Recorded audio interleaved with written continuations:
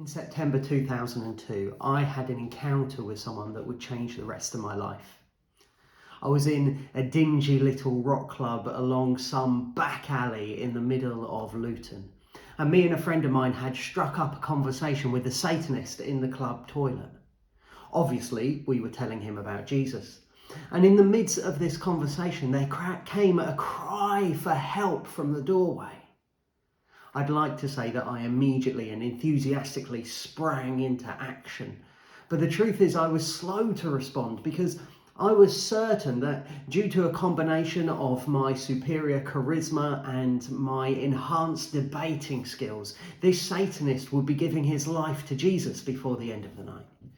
So it was reluctantly that I went to the door of the toilets to see who was in need of help.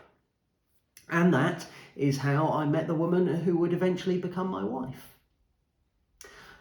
I wonder when you might have had an encounter that changed you, that shaped the whole of the rest of your life. We all encounter people all the time, don't we? We spend time with those that we know well, we meet new people, we make friends, we spend time with family, we smile at the neighbours. But most of those encounters don't change us very much. Most people don't have that sort of impact on us. I guess it's the people that we spend the most amount of time with who often have the biggest influence on the sort of people that we'll be. Maybe our family or our closest friends. At Willey Bay Baptist Church on Sunday, Crispian was talking to us about a couple of very different people who encountered Jesus.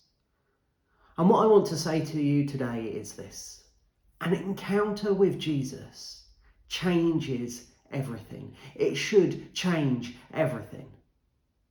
Okay, it might not change the side of the bed on which you sleep or the sort of cereal you'll have for breakfast. Some of the superficial stuff might stay the same, but on a fundamental level, an encounter with Jesus changes everything. It changes your priorities and motivations. It changes the way you see the world and the way the world sees you. It changes something in your very being.